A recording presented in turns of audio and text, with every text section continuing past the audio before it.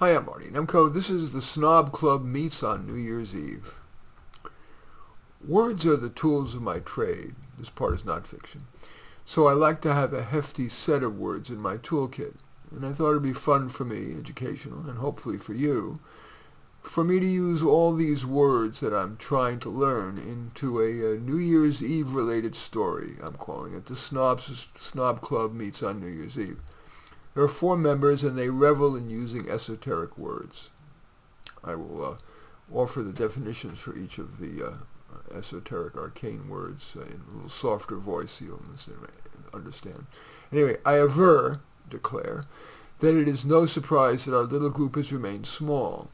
Snobbery is widely contemned, disdained. Our fatuous, stupid, credulous, lacking judgment, critics accuse us of pettifoggery, arguing over trivia, and querulousness, endlessly complaining. And of course they were anti-democracy. Indeed we are. Elitism will eventually triumph, or society will become miasmic, most unpleasant. So it is indeed condign, appropriate, that we proudly enjoy both the fine 1975 first growth Chateau La Frou-Frou as we engage in the all too fugacious, temporary, persiflage, banter, for which the Snob Club is known.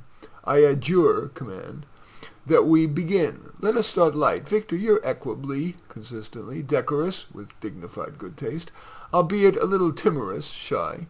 So may I ask you to start us off?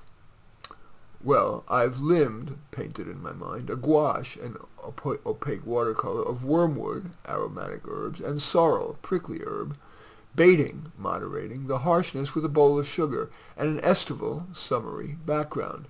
I am trying to avoid it becoming a welter, a confused multitude. Thank you, Victor. Okay, enough light stuff. Anyone with something lubricious, sexual? Good, you, Muffy. Alas, nothing that has been reified, made real. This is oniric from a dream. An emolument, compensation given a job's title, of my job in the dream is that I get to meet many paladins, fighters for a cause. Alas, the one I was attracted to had a reputation for being vulpine, like a fox, perfidious, tending to betray. His office was apposite, next to mine.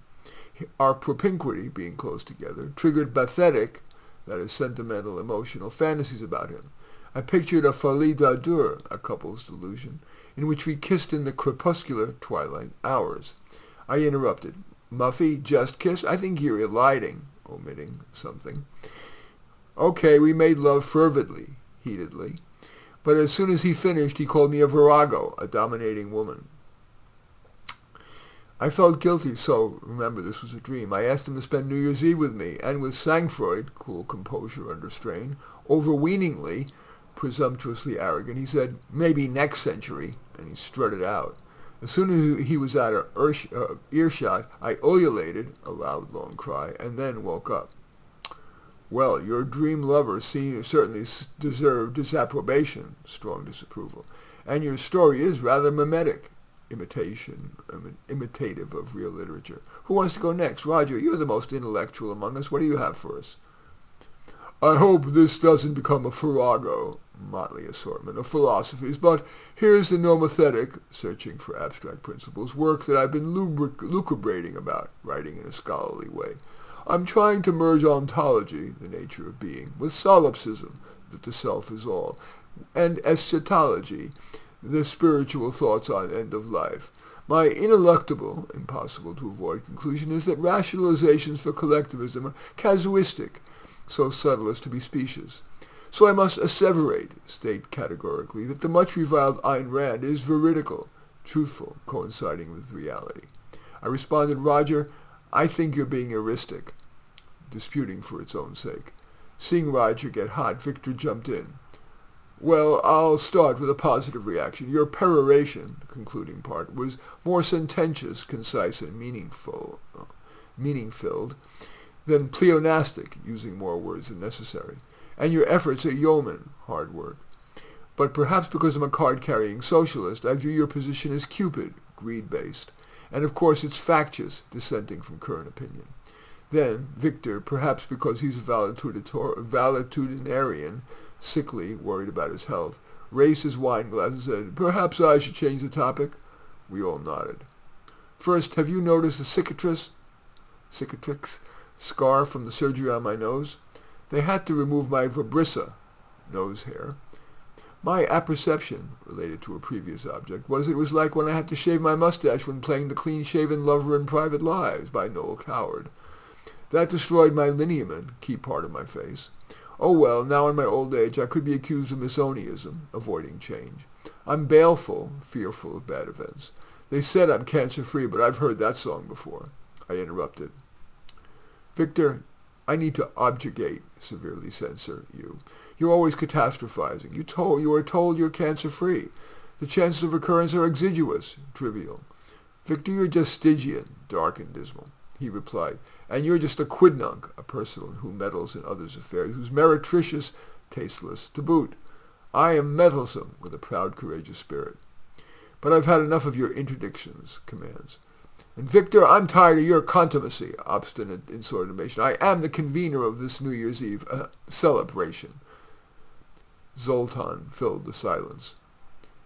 As the winter solstice has just passed, it's time for the spiritual, no? Everyone was silent, and he pressed on. Tired of the mephitic, noxious atmosphere before and during the election, I sought out a votary, a non-Christian cleric, who consults the sidereal, the stars, and the firmament, the horizon. And although I feared her words were palter, deliberately ambiguous to mislead, she said, The stars are clear that the media will become ever more Procrustean, enforcing conformity by ruthless means. I said, Zoltan, I think you need a tutelary, provider of protective supervision. He replied, To get me to do that, you'll need a mandamus. It's a court order to an official. To try to end positive, I said, Perhaps as we are now just about entering the new year, maybe we should make a resolution to reduce our trumpery. Zoltan interjected, I like Trump. You idiot, trumpery has nothing to do with him. It means useless ornamentation. Oh well, may our new year be one of syzygy, connecting of opposites. In any event, that's the Snob Club Meets on New Year's Eve. As usual, I welcome your thumbs up and accept your thumbs down. I always look forward to your comments, and especially like it if you hit the share button below. Share on your social media so that my efforts can have broader impact. And I am flattered if you choose to subscribe to my channel, and certainly would welcome you taking a look at any of my 34 books. Perhaps the most relevant to this is, I don't know, who the heck knows, Light, Stories on Life's Brighter Side. Anyway, I thank you for watching. I'm Marty Nemko.